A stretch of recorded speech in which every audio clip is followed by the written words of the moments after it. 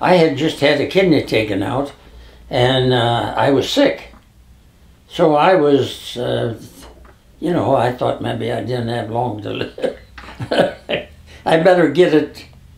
I had made some tapes, so I took that information off the tapes and documented it, and then they had it printed. We had it proofread a couple of times, and all that stuff, but this time they came up with a lot of information, and then they came here and made a trip and interviewed me about every one of those 20 wins. We talked about it after it was over. These boys are good friends, you understand? We've been good friends for a long time.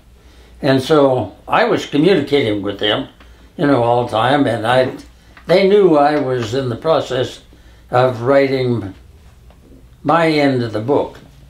And then they did a lot of research, took what I wrote, did a lot of research, and then as a result, and then after that, they came here, and then we talked about each one.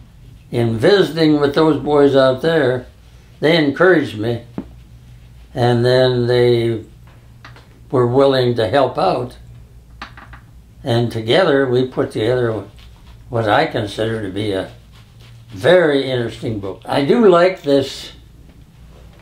After each game, they ask we went over the thing. You know, who hit the home run? And they'll have the information. Centurion hit the home run with 2 men on in the 6th inning. They don't know whether it was a curveball or a slide. But by the same token, they have information. And so that really adds to the thing, because you're reading that and you can kind of see what happened in that game and who determined it, who did the job, who did the good things, and who maybe made the error. Who knows? Wasn't me. I never. And I'm proud of this book. It was my idea. I mean, I've been thinking for quite a few years I ought to get around to doing that. Because I think it's a good idea. You know, it's been so far away, you know, so long ago that, people say, oh, the only time in the history of baseball anybody ever won 20, the year the team lost 100? Son of a biscuit, that's interesting. The 20th win, that was the biggest thing in my career. And that whole game, I can pretty near go through inning by inning on I mean, and I know some of the guys that got hits off me that I don't like. I've never liked them since either. No. But a guy by the name of Joe DeMaester, who later on was on the same team I was, and I like him very well. You know, he's a prince of a guy, and he wasn't no home run hitter, but now I'm trying to win this game, and he gets a home run with a man on base. Bologna sauce. You know, that hurts my chances. And he isn't supposed to do that. He is no home run hitter. So, but anyway, we got into about the 4th or 5th inning, and the score was tied. And I came to bat and hit a home run. Now, Judas Bruce, and I want to tell you something. I can sit here, right here, and I can see that ball. I can see that ball going right over the Sealy mattress sign. That was one of the best feelings I ever had in my life. In baseball. You know, that game was a game that the score was about 9-5.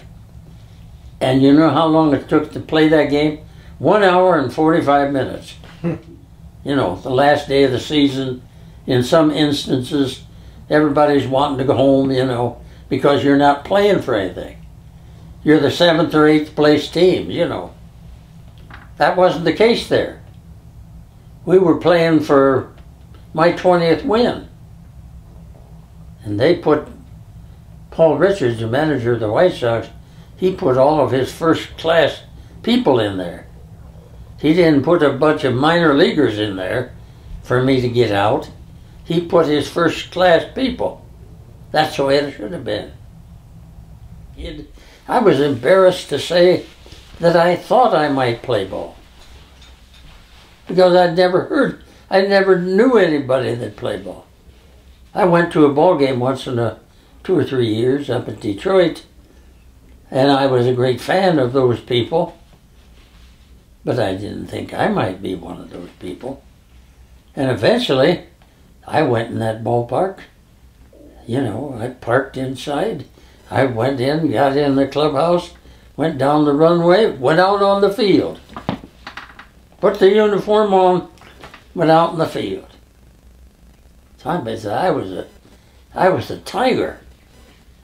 You know, something that I only dreamed about. So.